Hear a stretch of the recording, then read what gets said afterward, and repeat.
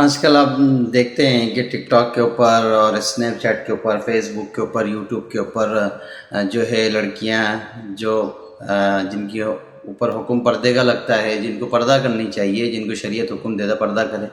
نہ ان کے ماں باپ کو کوئی شرم و حیا آتی ہے، نہ ان کے بھائی بہنوں کو، نہ ان کے شوہروں کو، صرف اپنے لائکس بڑھانے کے لیے اور اپنی ویوز بڑھانے کے لیے، اپنی ویڈیو وائرل کرانے کے لیے بے حیائی کی باتیں، بے حیائی کی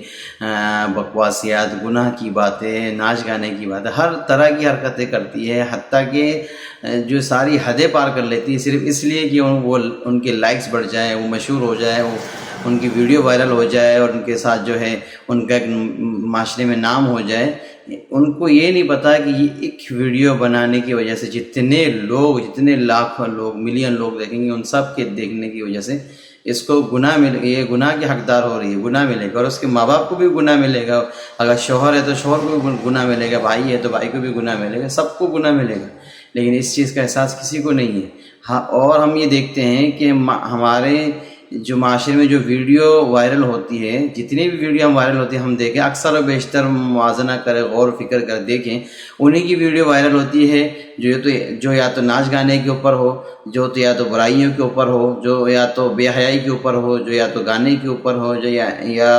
الٹی سیدھی باتوں کے اوپر ہو۔ ایسی کوئی ویڈیو آپ نے نہیں دیکھی ہوگی، بہت ہی کم، جو قرآن کی تلاوت کرنے والے کی ویڈیو وائرل ہو گئی، یا حدیث بیان کرنے والے کی ویڈیو وائرل ہو گئی، یا درس و قرآن دینے والے کی ویڈیو وائرل ہو گئی، یا بیان کرنے والے کی ویڈیو وائرل ہو گئی، یا بے شمار دینی، کوئی بھی دینی کیٹیگری سے کوئی بھی چیز کر رہا ہو، اس کی ویڈیو وائرل ہو گئی۔ ہم دیکھتے ہیں یہ سارے ہمارے مسلمان لوگ ہی ہیں ایسے لوگوں کو وائرل کروانے والے، اور پھر ہم روتے ہیں کہ ہمارے پر یہ آ گیا، ہمارے پر یہ عذاب مسلط ہے، ہمارے پر یہ سب ہم جب الٹی حرکتیں کریں گے تو ہمارے اوپر اللہ تعالیٰ کا عذاب نازل نہیں ہوگا تو اور کیا ہوگا۔ یہ ساری ہم دیکھیں جتنی بھی ویڈیو وائرل ہوتی ہیں، ان میں اکثر جو ہے نا ساری بے حیائی اور دنیاوی مقاصد شامل ہوتی ہیں، سارے الٹی سیدھی چیزیں ہو رہی ہوتی ہے جو ویڈیو وائرل ہوتی ہے۔ ہم نہیں دیکھیں گے کہ ایسی ویڈیو وائرل ہو گئی جو کسی نے کوئی نماز کے بارے میں بات کی ہو، یا نماز کا طریقہ سکھایا ہو، یا قرآن پڑھ کے سنایا ہو، یا قرآن پڑھنے کا طریقہ سکھایا ہو۔ ساری ایسی ویڈیو وائرل ہوتی ہے جن سے دین کا دور دور تک کوئی تعلق نہیں،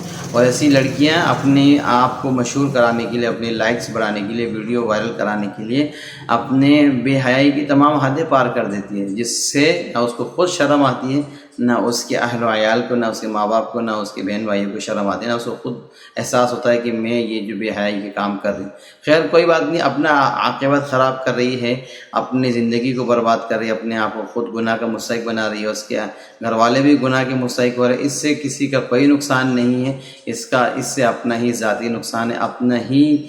برباد ہو رہا ہے، عاقبت خراب ہو رہی ہے، اپنا ہی سب کچھ برباد ہو رہا ہے۔ نہ اللہ تعالیٰ کی نعوذ باللہ ذات کو نقصان ہے، نہ شریعت کو کوئی نقصان ہے۔ شریعت جس طرح 1400 سال پہلے زندہ تابندہ تھا، آج بھی زندہ تابندہ ہے، قیامت تک